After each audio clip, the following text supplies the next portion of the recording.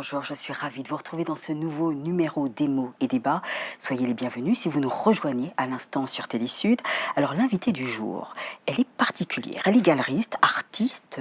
Dans sa vie antérieure, elle a même été cadre marketing, acheteuse dans le nucléaire. Et puis elle vient d'écrire un manifeste ou un guide, si vous voulez, pour nous réveiller notre estime de soi. Elisabeth Dalla, bonjour. Bonjour, Patricia. Vous allez bien? Très bien, En merci. tout cas, merci d'être avec nous. Merci de me recevoir. Alors, le titre de votre ouvrage s'intitule « Être totally mégalo ». 11 règles pour s'apprécier, s'estimer, s'aimer et l'assumer. Eh bien, ce que je vous propose, c'est de commencer tout de suite au fil des pages.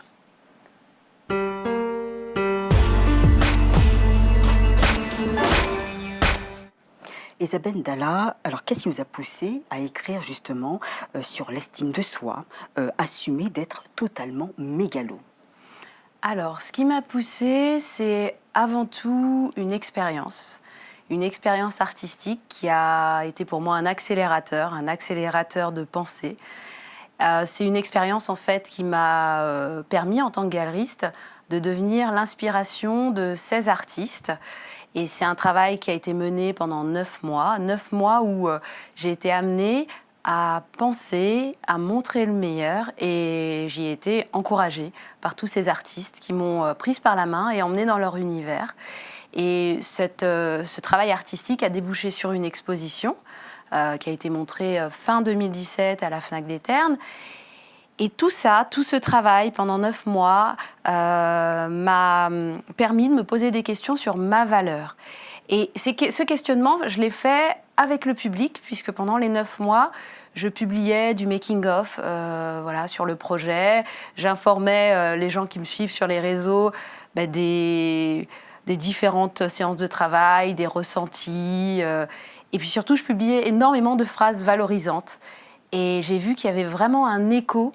Ça allait jusqu'à des messages en privé qui me remerciaient d'inspirer ça, de me permettre ça, parce que ça allait permettre à la personne aussi de se valoriser, de se dire des choses, de belles choses sur elle-même.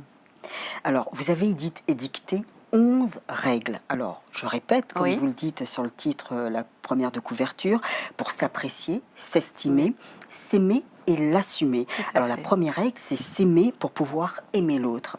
Alors moi, je me suis posé à chaque fois, à chacune de ces règles, je me suis posé des questions. Alors comment justement aimer pour être aimé par l'autre et s'aimer? Comment aimer ses propres imperfections, autant physiques qu'intellectuelles? Alors déjà, l'idée, c'est pas s'aimer pour être aimé par l'autre. Ce serait plus s'aimer pour mieux aimer l'autre. Et puis si l'autre nous aime en retour, tant mieux. S'il nous aime pas, tant pis. Voilà, déjà, c'est plus dans ce sens-là, et c'est ce que j'écris dans le livre, c'est « je m'aime, alors tu m'aimes, alors je t'aime ». Voilà. Moi, je ne suis pas pour aimer les gens qui ne nous aiment pas. Voilà, moi, je construis ma petite forteresse. Il y a une porte, elle n'est pas complètement fermée, mais je laisse rentrer les gens qui m'acceptent comme je suis, qui m'aiment, et qui peuvent me faire des critiques, mais des critiques bienveillantes. Parce qu'il y a les critiques bienveillantes et puis il y a les critiques qui viennent de personnes qui ont des choses à régler avec elles-mêmes. Donc vous me demandiez comment s'aimer. Moi je dirais déjà essayer d'identifier notre magie. Voilà, ce qu'on fait bien, ce pourquoi on est bon, ce dans quoi on se fait plaisir. Et essayer de faire taire un petit peu tout le reste, c'est-à-dire toutes les choses pour lesquelles on n'est pas bon. Parce qu'on ne peut pas être bon partout. Voilà, moi, c'est un travail que je fais depuis quelques années.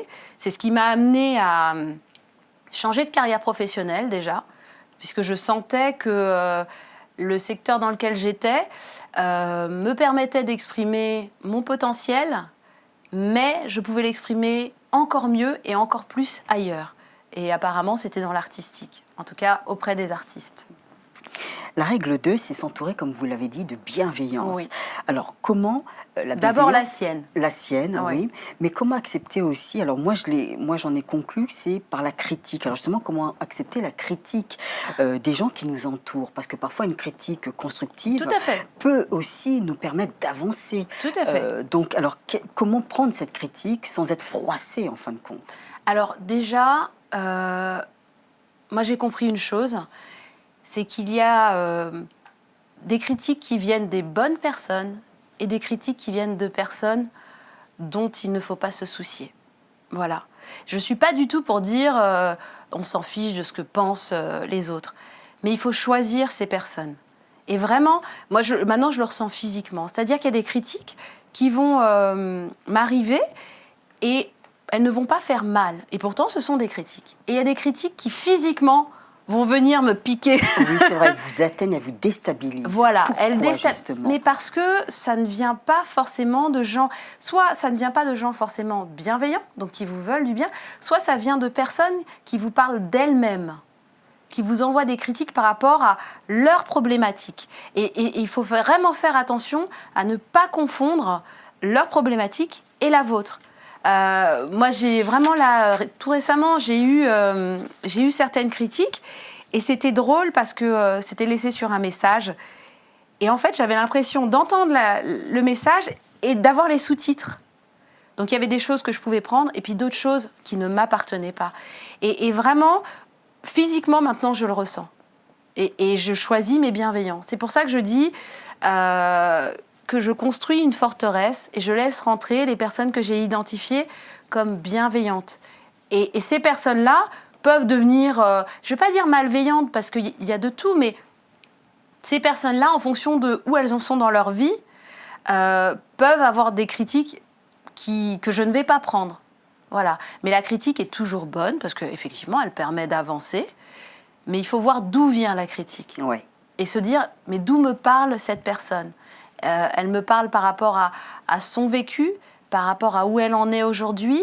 Donc, toutes les critiques ne sont pas bonnes à prendre. Elisabeth Ndala, alors justement, pour la règle 3, vous dites, pour s'aimer, il faut s'accepter dans toutes ses dimensions. Alors, le problème, c'est le regard de l'autre, parfois, nous empêche de nous aimer et de nous accepter. Parce qu'il voit nos défauts et nous le voyons aussi face à notre miroir. Nous voyons nos propres défauts. Alors, comment s'aimer pour s'accepter ? Alors, déjà, moi, la philosophie que je développe amène à le moins possible se soucier du regard de l'autre. Mais pour ça, je pense qu'il faut être au clair avec, justement, ses plus et ses moins, les fameux défauts voilà, qu'on a, qui nous pèsent, qui sont comme des boulets. Je pense qu'il faut être au clair avec ça. Se dire, ben voilà, mes plus, c'est ça, ça, ça, ça, ça, et je les reconnais, je les accepte. Ensuite, mes moins, c'est ça, ça, ça, ça, ça. Je les reconnais, je les accepte.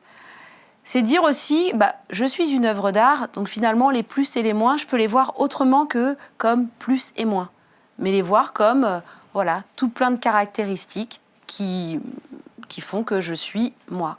Et puis après, il y a une autre dimension qui est les différences. Les petites choses où on se dit, mais je suis peut-être la seule à avoir ça, ou en tout cas, on n'est pas nombreux à avoir ça. Et moi, je suis vraiment pour qu'on mette en avant justement ces différences. Je parle de honte dans le livre, parce qu'il y a des différences qui peuvent faire honte. Mais justement, ces différences-là, c'est ce qui fait notre magie, c'est ce qui fait qu'on ait des pépites, qu'on ait des œuvres d'art, tout simplement.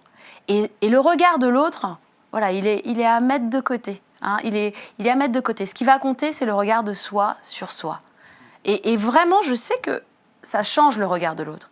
À partir du moment où les moins, on les a acceptés, on les a fait siens, et le regard de l'autre nous pèse moins et il change. Voilà. Dans cette règle 4, là, c'est vous expérimentez la liberté de penser, de se vivre. Oui. Alors, il est vrai, parfois on dit que la liberté aussi peut être un fardeau pour l'autre. Puisque si on pense librement, on agit librement, oui. Est-ce qu'on peut, par notre façon de vivre, d'agir, d'interagir, on peut peut-être blesser l'autre par notre liberté ?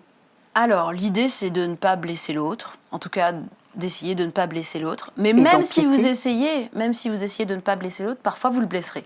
Et vraiment, en n'ayant rien fait. Et c'est là encore où je dis que l'autre a aussi des choses à régler avec lui-même. Et vous n'êtes pas responsable de ce que l'autre a dans sa tête. Moi, je sais que ce que je publie, ce que je poste, peut agresser certaines personnes. Mais pas parce que je dis à l'autre tu es moins, tu es... Non, c'est juste parce que je dis je m'accepte. Et rien que ça agresse. Oui, ça dérange. Ça dérange. Mais moi, je n'y suis pour rien. Et je dis toujours, sur les réseaux par exemple, mais si la personne n'est pas bien avec ce que je suis, elle me bloque. Et elle ne verra plus mes publications. Voilà, donc on n'est pas responsable de ce qui se passe dans la tête de l'autre. Moi, j'ai toujours eu comme credo de vie de dire je ne veux pas faire du mal aux gens. Mais parfois, ce qu'on est agresse l'autre. Et ça, on n'y peut rien. Élargir sa zone de confort, ça c'est la règle 5, puis celle de confiance. Alors, vous dites, il faut faire un pas vers l'inconnu, faire un pas vers sa peur.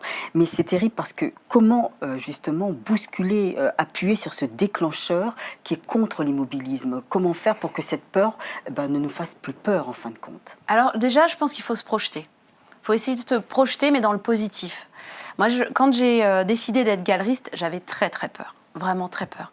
Et si je dois utiliser une image, je suis devenue galeriste en fermant les yeux et en me bouchant le nez. C'est-à-dire que j'avais peur. J'ai passé des mois à cogiter, comme je dis dans le livre, à tourner carré dans ma tête. C'est-à-dire que je voyais que les freins, les points négatifs. Je me disais, mais je vais peut-être mettre en danger l'avenir de mes enfants. Et bon, aujourd'hui, je sais que c'était n'importe quoi. Mais j'y suis allée quand même. Donc, à un moment donné, il faut se projeter dans le positif, se dire et si ça pouvait marcher? Et si ça pouvait me rendre heureuse? Et si, et si ça pouvait être positif? C'est vraiment essayer de se projeter un maximum. Et c'est en ça que je dis la liberté de penser, de se vivre, c'est se voir dans un futur qui aurait fonctionné. Alors justement, dans cette règle 6, décider de décider, Elisabeth... Une des plus importantes pour moi, parce que c'est celle que j'ai expérimentée, sur laquelle il a fallu que je me fasse violence et sur laquelle je me fais encore violence aujourd'hui. Mais alors justement, on a l'impression que vous avez eu un super parcours, c'est-à-dire comme si vous n'avez pas eu d'échecs. Oh. Mais ceux qui ont eu des échecs, justement... Je rassure tout le monde, j'ai eu des échecs. Et j'ai même eu, pire que les échecs pour moi, l'immobilisme. C'est-à-dire que des super idées et on n'en fait rien. Alors justement, puisque ces échecs commis dans le passé vous empêchent parfois de commettre à nouveau des erreurs ou parfois d'avancer parce que vous dites « je vais encore échouer ». Et cette peur d'échouer vous empêche de décider. Non. En fait, alors je parle de mon expérience, mais j'ai écrit ce livre parce que je pense que mon expérience est celle de plein de personnes. C'est-à-dire que je ne suis pas un être exceptionnel, j'ai des peurs, j'ai des doutes, mais le parcours que j'ai eu aujourd'hui m'amène à dire que quand on dépasse sa peur, c'est-à-dire on y va même en ayant la peur au ventre, que ça marche ou que ça ne marche pas, on grandit, on gagne en force. Parce qu'on se rend compte que nos peurs, confrontées à la réalité, sont des fantasmes. Il y a des choses, effectivement, qui ne vont pas fonctionner comme on aurait souhaité, mais il y a beaucoup de choses qui est de l'ordre du fantasme. Et le fait d'avoir dépassé ça fait que le coup d'après, on est plus fort, on a moins peur. Donc il faut y aller, il faut vraiment y aller. Et l'échec, en plus l'échec c'est très relatif. C'est l'échec par rapport à quoi? Il faut y aller. Et il faut décider, même si on ne se sent pas prêt, même si... Je veux dire, moi, j'ai cogité pendant 10 ans avant de devenir galeriste. Pendant 10 ans, c'est énorme. Ouais. Et finalement, quand j'ai sauté le pas, le jour de mon premier vernissage, le 16 novembre 2012, mais j'étais la plus heureuse des femmes. Et je me suis dit, mais mince, pourquoi j'ai attendu? Pourquoi j'ai eu peur comme ça? C'est que du bonheur. Après, il y a des choses qui fonctionnent comme on l'a souhaité ou pas, mais en tout cas... ce jour-là, à la Babs Galerie, j'étais la plus heureuse des femmes.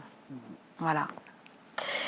Règle 7, devenir sa priorité. Et ça, c'est vrai, c'est très important parce que souvent, on a du mal à dire non à l'autre. Donc, on aide, on est serviable. Et parfois, quand on va dire non, la personne nous regarde et dit « Mais attends, mais pourquoi tu me dis non ?» Et c'est vrai qu'à un moment, il faut penser à soi sans être égoïste. Oui. Sachant que même quand vous allez dire oui à la personne, peut-être que ça ne lui conviendra pas. Peut-être qu'elle ne verra même pas que vous lui avez dit oui et que ça ne lui suffira pas. Donc moi, je suis pas du tout... C'est pas un livre sur l'égoïsme. C'est un livre qui amène et qui appelle à à un moment donné, se recentrer, se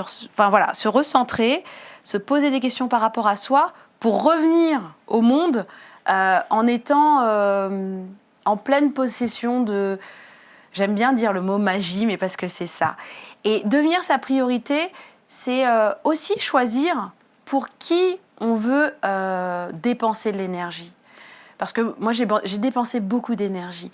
Et je me suis vue un jour très, très fatiguée. J'avais beaucoup donné, surtout au début, à l'ouverture de la galerie.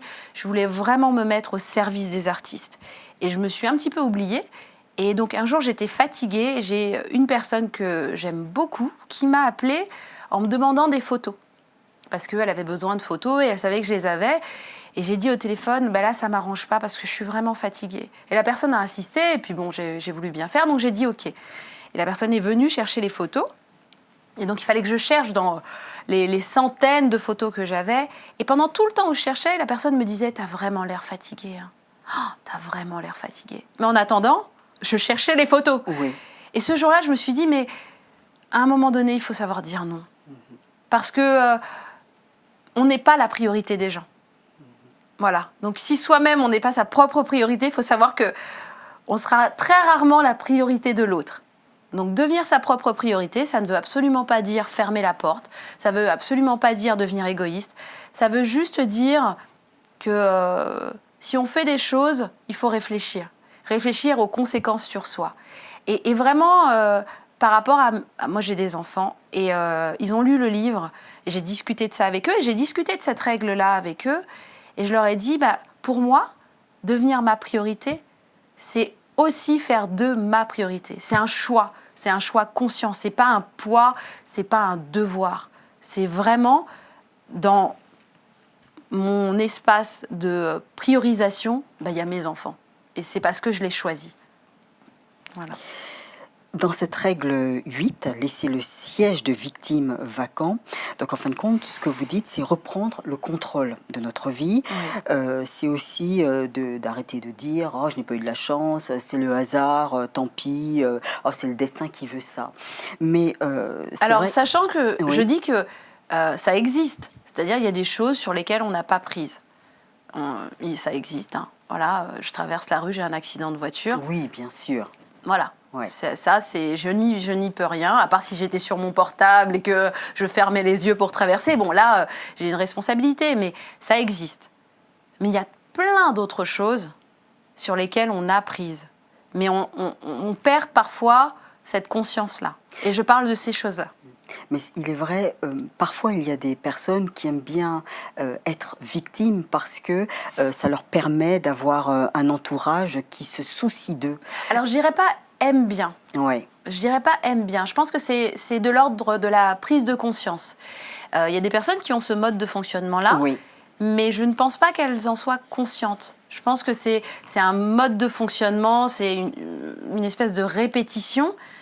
Mais ces personnes-là peuvent aussi à un moment donné se réveiller et se révéler et comprendre que, oui, elles sont dans le siège de victime et que il vaut mieux se lever de ce siège-là parce que ça ouvre là aussi. Moi, je parle souvent de porte et c'est marrant parce que c'est une porte qui m'a amenée à l'art et je parle de porte aussi dans le cerveau qui s'ouvre et se lever du siège de victime ouvre énormément de portes.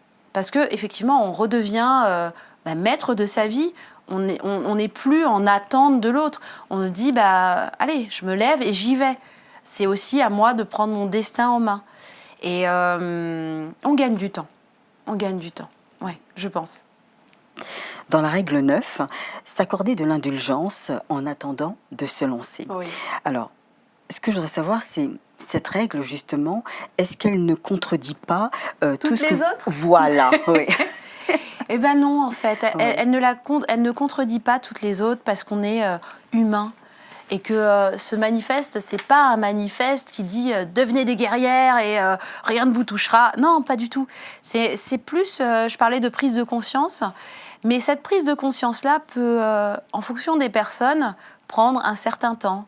Il y a beaucoup de personnes qui lisent et relisent le manifeste parce qu'il faut un temps d'intégration et que si ça marche pas tout de suite, Si, par exemple, on ne se lève pas du siège de victime tout de suite après avoir lu le manifeste, c'est pas grave. Au moins, on sait qu'à un moment donné, ce sera bien de le faire. Et moi, c'est un manifeste bienveillant. Et cette règle-là, c'est drôle parce que cette règle-là est arrivée après avoir écrit des règles plutôt rentre-dedans. Oui. Et ce jour-là, quelqu'un m'a écrit, parce que je publiais, au début je publiais toute la règle, et après je publiais les titres et les conclusions. Et quelqu'un m'a dit, mais et comment on fait si on n'y arrive pas et c'est pas facile et en fait, elle n'avait pas vu que le matin, j'avais publié cette règle. Et ce qui m'a encore plus confortée dans l'idée qu'à un moment donné, on a le droit de souffler aussi. Hein, on est des êtres humains avec nos doutes, nos peurs, et tout ne se fait pas en un jour. Mais moi, c'est plus un support de vie, en fait, que j'ai écrit, que je relis moi-même, qui me sert tous les jours. Parce que, comme je vous le disais tout à l'heure, je ne suis pas en haut de ma montagne à dire il faut faire ci, il faut faire ça. C'est nous. Nous devons, et devoir, c'est un verbe fort, mais c'est nous devons, si nous voulons aussi que nos vies changent, prendre conscience des choses qui doivent changer, prendre conscience de ce que nous sommes, se dire qu'on a de la valeur. Moi, je veux vraiment dire aux personnes qu'elles sont des œuvres d'art, parce que je trouve que cette dimension-là est celle qui amène à ne pas avoir de jugement de valeur comme on peut en avoir beaucoup dans notre société. Et c'est marrant parce que quand vous parlez d'œuvres d'art, à chaque fois, on va dire, je fais référence plutôt à l'image de Dieu. Je ne sais pas pourquoi je fais toujours ce rapport avec la foi, puisque l'homme est créé à l'image de Dieu, et donc c'est une œuvre d'art. Alors moi, c'est comme ça aussi. Alors, alors on peut le voir en fait en fonction des croyances que l'on a, du parcours que l'on a. On peut rattacher ça à beaucoup de choses. Moi, ce livre, il est vraiment venu de façon très, très naturelle. Je me suis levée un matin, il devait être 5h30, 6h, et je me suis dit, ça y est, j'ai compris. Et ça s'est vraiment passé comme ça. J'ai dit, ça y est, j'ai compris. La règle de ma philosophie, c'est s'aimer. Voilà. Et après, j'ai ajouté pour objectif, parce que justement, c'est un chemin de vie. Mais j'ai compris que à partir du moment où on a de l'amour pour soi, on est beaucoup plus fort et ça nous permet de comprendre, de nous accepter et puis d'accepter l'autre aussi. Parce que voilà, on comprend qu'on a des plus, des moins, des choses un peu plus subtiles, mais que l'autre aussi. Et que tout le monde n'est pas comme nous. Ce qu'on va attendre de l'autre, l'autre ne va peut-être pas nous le donner parce que il est ce qu'il est. Et je pense que c'est vraiment un chemin vers l'acceptation de soi, mais aussi l'acceptation de l'autre. Ouais. Très bien, merci beaucoup. Merci. En tout cas, je rappelle aux téléspectateurs qu'il y a 11 règles. Donc là, je me suis arrêtée, je n'ai pas parlé de la règle 10 et 11. C'est à eux de découvrir le reste de ces règles. En tout cas, merci beaucoup Elisabeth Dalla pour cette première partie d'émission. On va découvrir plutôt cette partie personnelle dans Cartes sur table.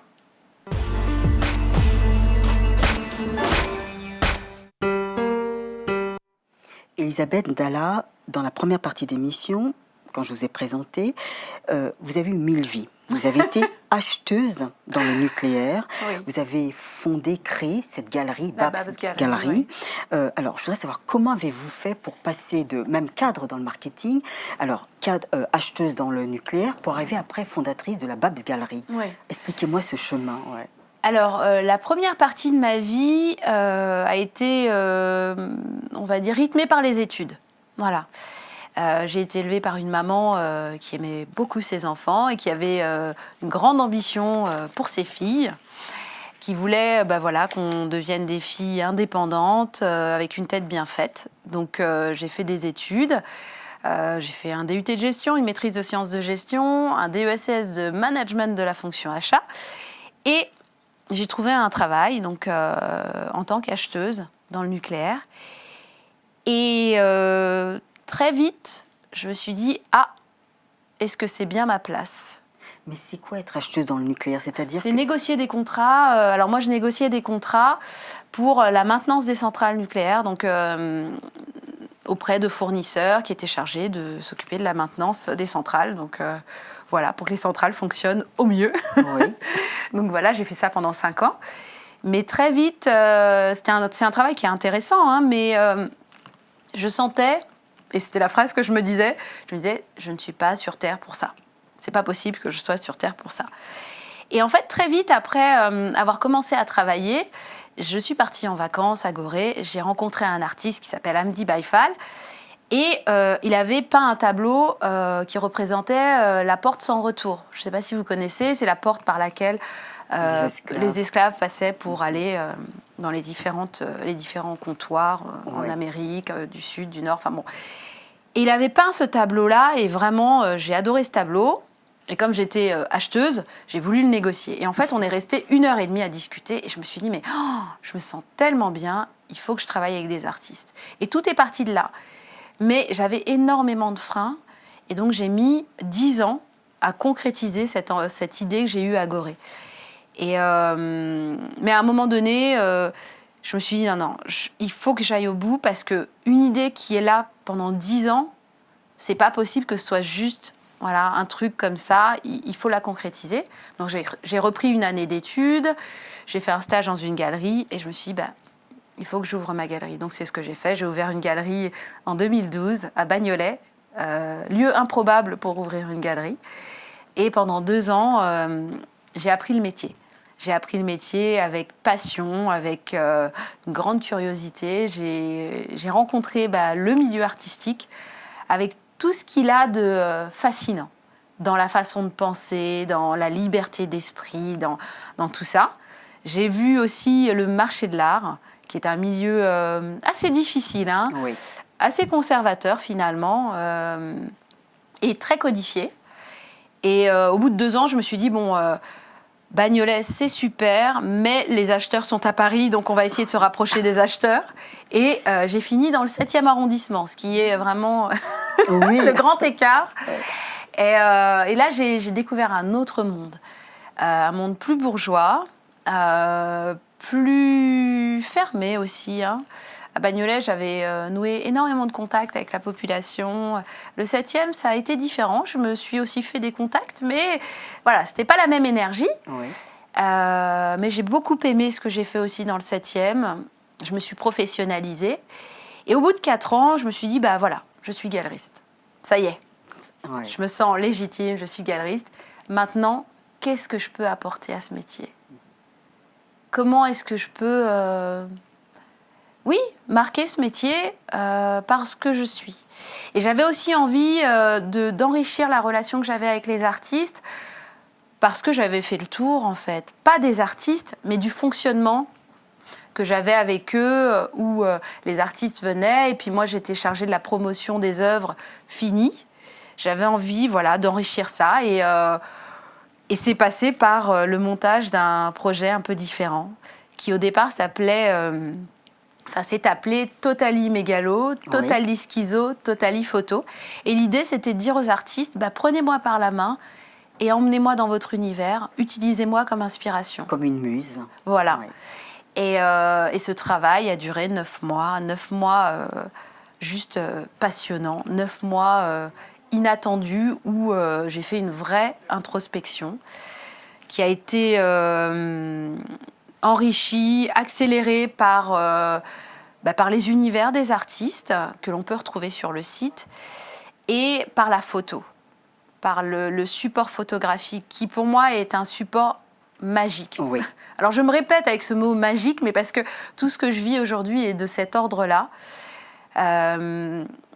J'ai pu, à un moment donné, penser... montrer le meilleur. J'y ai été encouragée par les artistes. J'ai une artiste un jour qui s'appelle Marcella Martial qui m'a dit « Tu brilles comme le diamant que tu es ». Et elle m'a dit « c'est ce que je veux pour la photo ». Et là, il a fallu que je cherche en moi. Ouais. Voilà, comment briller, comment être un diamant. Et ça, je l'ai porté sur tout le projet.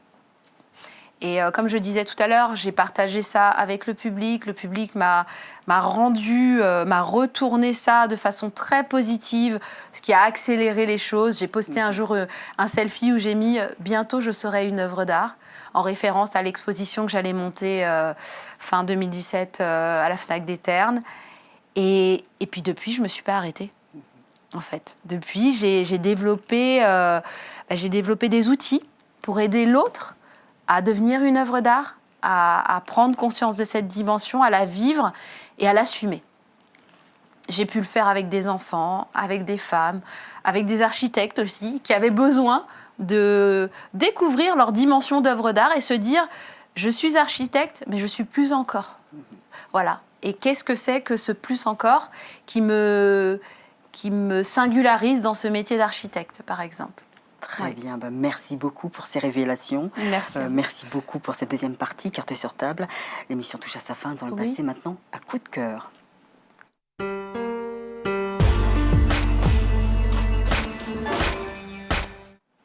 Elisabeth, quel est votre coup de cœur justement? C'est cet écrivain qui vous a donné, qui vous a bouleversé, qui vous a ému. Oui. Alors j'étais en 3e et la lecture était pour moi une contrainte.